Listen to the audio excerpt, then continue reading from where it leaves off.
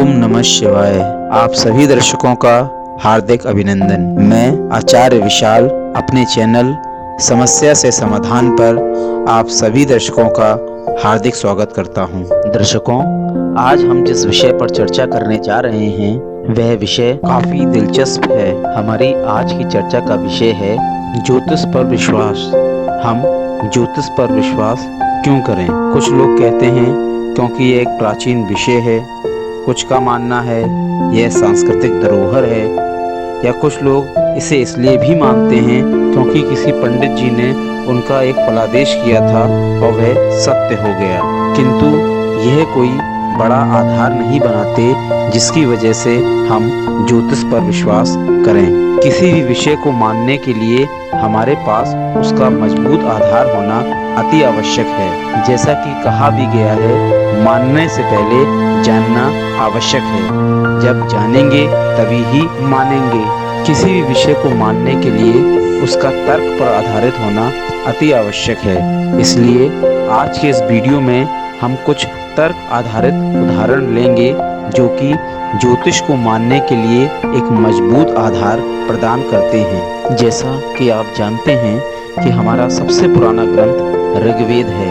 ऋग्वेद में ज्योतिष शास्त्र से संबंधित 36 श्लोक मिलते हैं। इसके अलावा यदि हम यजुर्वेद की बात करें तो वहाँ भी ज्योतिष शास्त्र से संबंधित 44 श्लोक मिलते हैं। इसी तरह अथर्ववेद में 162 श्लोकों का विवरण है जो कि ज्योतिष शास्त्र से संबंधित हैं। इन प्राचीन ग्रंथों में ज्योतिष शास्त्र का विवरण होना इस चीज को सिद्ध करता है कि ज्योतिष शास्त्र का इतिहास बहुत पुराना है। दुनिया के दूसरे छोरों पर जब पाषाण युग था, लोग रोटी पाने के लिए घूमा करते थे, तब हमारे विद्वान उस समय पर आकाश की गणनाएं किया करते थे। हमारे सनातन धर्म का विज्ञान आज का नहीं अपितु बहुत पुराना विज्ञान है। दर्शकों, आइए कुछ और बात करते हैं। आपने अक्सर देखा होगा कि जब कभी भी आप किसी पंडित या किसी विद्वान के पास किसी उपाय या किसी मंत्र जाप के लिए जाते हैं तो वो हमेशा आपको उसे 108 बार करने के लिए कहते हैं। कभी आपने ये सोचा है कि 108 ही क्यों? 110, 112 या 120 क्यों नहीं? क्योंकि यह 108 एक साइंटिफिक फिगर है और हमारे विद्वानों ने भी इसको एक महत्वपूर्ण गणना माना है।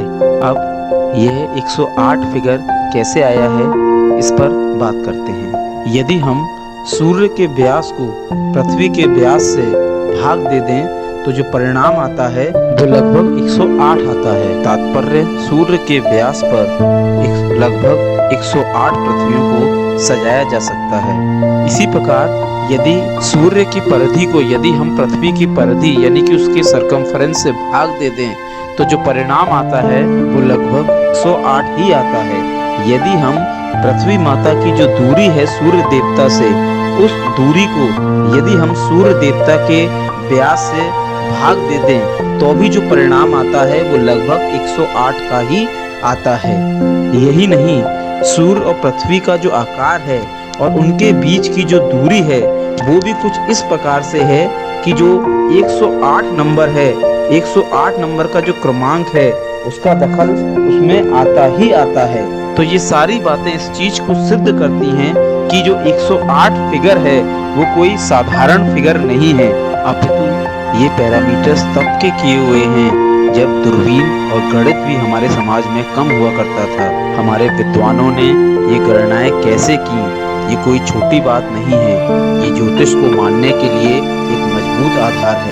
दूरबीन या जांचने और मापने के जो पैमाने हैं वो तो अभी कुछ समय पहले ही बने हैं, किंतु हमारे प्राचीन विद्वानों ने ये नाप कैसे किया, ये साइंस के लिए अपने आप में एक बड़ी चुनौती है। ये ज्ञान हमारे महापुरुषों का है जो कि हमारे ज्योतिष पर अटूट विश्वास का एक बड़ा कारण है। जो हमारे महापुरुष हुए हैं, जो इतने पुराने वैज्ञानिक हुए हैं, जिन्होंने अंतरिक्ष को जांचा, उनकी जांच की, उन्हीं लोगों ने कहा है कि ज्योतिष में कुछ होता है, ग्रहों का प्रभाव हमारे जीवन पर पड़ता है। इन विद्वानों का ज्योतिष शास्त्र पर जो भरोसा है वो हमें एक प्रबल कारण प्रदान करता है ज्योतिष पर विश्वास करने का। अतः हम ये कह सकते हैं कि ज्योतिष शास्त्र तर्क एवं गणनाओं पर आधारित विज्ञान है, जो कि ग्रहों एवं नक्षत्रों का हमारे जीवन पर क्या प्रभाव पड़ता है उसको दर्शाता है। इन्हीं शब्दों के साथ आप सभी से आज्ञा चाहूँगा। अगले वीडियो में आपसे फिर मुलाकात होगी। तब तक के लिए धन्यवाद।